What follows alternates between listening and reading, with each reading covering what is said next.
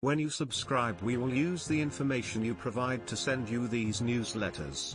Sometimes they'll include recommendations for other related newsletters or services we offer. Our privacy notice explains more about how we use your data and your rights. You can unsubscribe at any time. I have to remind my missus who she's talking to, the #1 fighter on the planet, laughed Josh Warrington at Thursday's pre-fight press conference. The Leeds Warrior, brimming with excitement and ready to release 16 months of frustration, could hardly sit still knowing his return to the ring was finally in sight. Staggeringly, this is Warrington's first outing since signing with Matchroom last February, before the world transcended into chaos and plans for his all-action unification with Consuat Headingley were temporarily scrapped. That very bout, that Eddie Hearn describes as one of the best fights in boxing, was later rescheduled at the turn of the year and saw Warrington bravely vacate his IBF strap, following the governing body's failure to sanction the unification with Shu.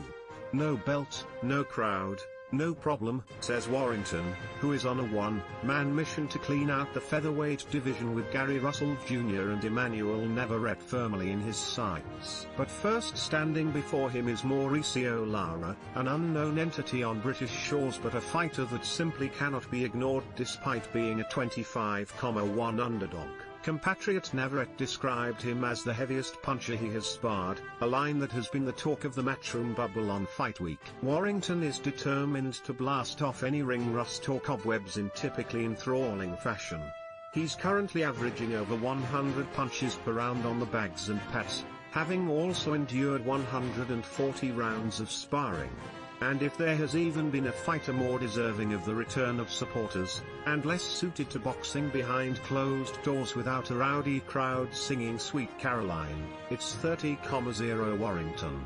But he is adamant that Las Vegas will be calling his name by the end of the year when he hopes to get his hands on the illustrious Ring Magazine belt against one of the division's other top dogs.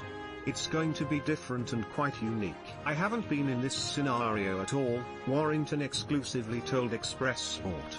Even when I've been on the smaller shows, I've always had at least 5 people there, including my missus, who's got quite a big gob. She can make the noise of quite a few people, so it's going to be different. There's not going to be people chucking pints and getting all giddy, but inexperienced as well. I've had 30 fights, headlined 11 shows on TV, I've done a football stadium, a box office show in Manchester Arena, I've been about. What that brings is experience, and once that first bell goes, I'm ready for whatever.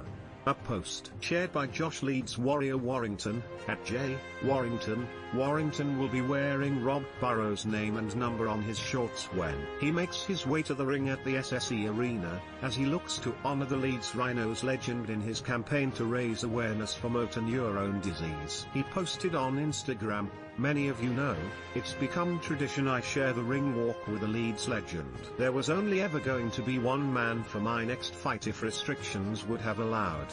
I am honored and extremely privileged to wear the Inspired by 7 logo on my shorts.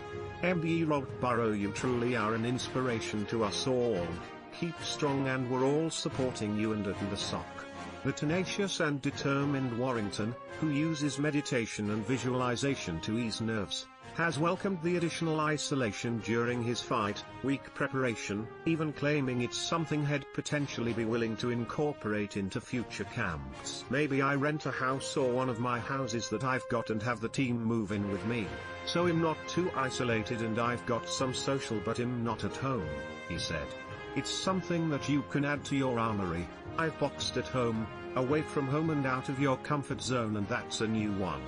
There's plenty of positives to take." Promoter Hearn believes being away from the day-to-day commotion will allow Warrington to sharpen his tools, as he prepares to put on a show for his fans back home in Leeds. He said, "It's so weird because Josh Warrington on Fight Week is going out delivering tickets to people.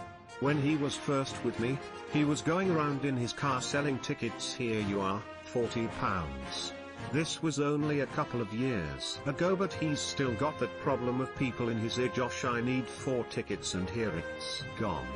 Fighters are learning a different side to preparation through being in this environment. You don't want to take that away from Josh, as that's why people love him, because he's so down to earth. But this is a different kind of environment. The performance will tell us if that's a good or a bad thing.